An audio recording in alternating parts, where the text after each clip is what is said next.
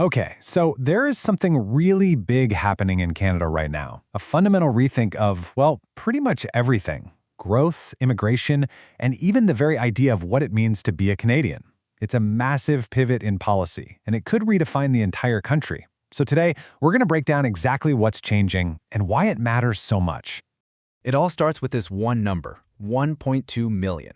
Just let that sink in. That's how much Canada's population grew in 2023 alone. It was an absolutely record-breaking surge, a 3.1% jump that pretty much set off alarm bells from coast to coast. Now, you might think growth is always a good thing, right? But this was the fastest Canada has grown since way back in 1957. And a boom this big, this fast, puts incredible pressure on everything. We're talking housing, healthcare, you name it. It forced the government to ask a really tough question. Just how much growth is too much? And this is where it gets really fascinating. Where did all these people come from? Well, if you look at the chart, the natural increase, that's just births minus deaths, it's a tiny little sliver. Permanent immigration, sure, that's a decent chunk. But look at that last bar, non-permanent immigration. It just explodes. It accounts for almost all of the growth, surging by nearly 800,000 people in just 1 year. So who are we even talking about when we say non-permanent resident, or NPR? Well, these are folks who are in Canada on a temporary basis. Think international students coming to study or temporary foreign workers filling specific jobs. They're here for a set purpose and for a limited time. And this number shows you just how huge that group became. At its absolute peak, the NPR population hit 7.6% of everyone in Canada. Now, to put that into perspective, just a few years earlier, it was less than 3%. That massive jump is the single biggest reason the government decided it had to act. So in response to all this, the government rolled out a brand new playbook. It's designed to, in their words, restore balance and control to the whole system. Basically, it's a decisive strategy to pump the brakes. And this new plan really has two main parts. On one side, you've got a dramatic cut to the number of temporary residents coming in. The goal is clear: get that group back down below 5% of the total population.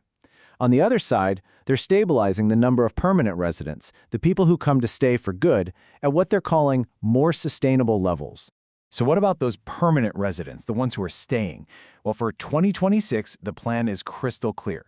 This chart shows that a whopping 63% will come in through economic streams. That means they're being specifically chosen to fill labor gaps and bring in skills to help grow the economy. But the really drastic move, the one making all the headlines, is on the temporary side. Specifically, with international students. The government is planning a nearly 50% cut in new student arrivals for 2026 compared to what they were aiming for just last year. That is a massive reduction. Right, so this student cap is the government's main tool. It's the key lever they're pulling to try and get control of the numbers. So let's take a closer look at how this thing actually works.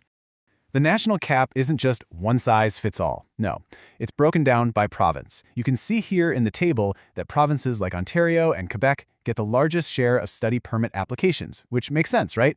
They've got the biggest populations and the most universities. Now, crucially, not every student is affected by this. The cap specifically exempts people coming for advanced degrees, think masters and PhDs, as well as kids in K-12 schools. And, importantly, if you're already in Canada and just extending your permit, this doesn't apply to you either. The real focus is on cutting back on new undergraduate students.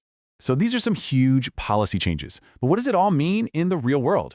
Well, these decisions are already creating some powerful ripple effects right across the country. And those ripples are being felt most sharply in the education sector.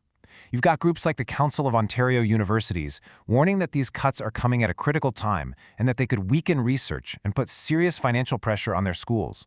And that financial pressure, it has a number, a very, very big number. Ontario universities are projecting a cumulative revenue loss of $5.4 billion over 5 years.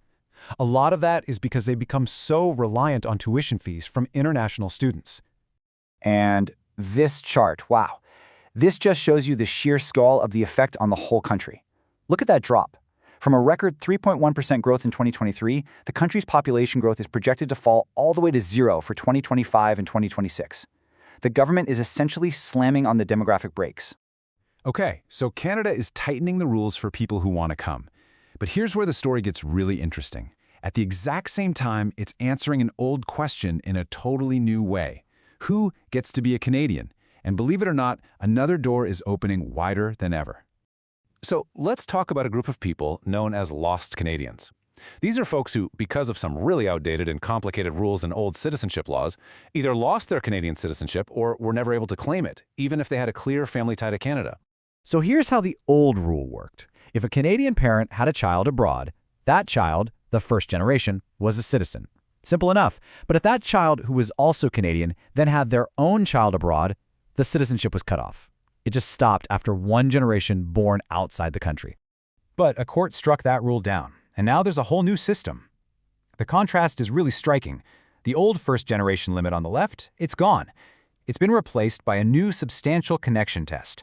Now, Canadian parents born abroad can pass on their citizenship, but only if they can prove they've lived in Canada themselves for at least 1,095 days. That's 3 full years. This quote from Senator Mary Coyle, who sponsored the bill, just perfectly captures the new spirit here. It reframes citizenship not just as some legal status the government gives you, but as a right that's rooted in a genuine connection to the country. So you see the incredible paradox here, right? At the very same moment Canada is making it harder for temporary residents to come and build a life, it's making it easier for people who already have a connection to claim their place as citizens no matter where in the world they live. And all of this leaves us with a really big, provocative final question. As the country deliberately slows down, as it rethinks its entire path forward, it's also being forced to redefine itself. How does a nation like Canada, which was literally built on immigration, decide who truly belongs?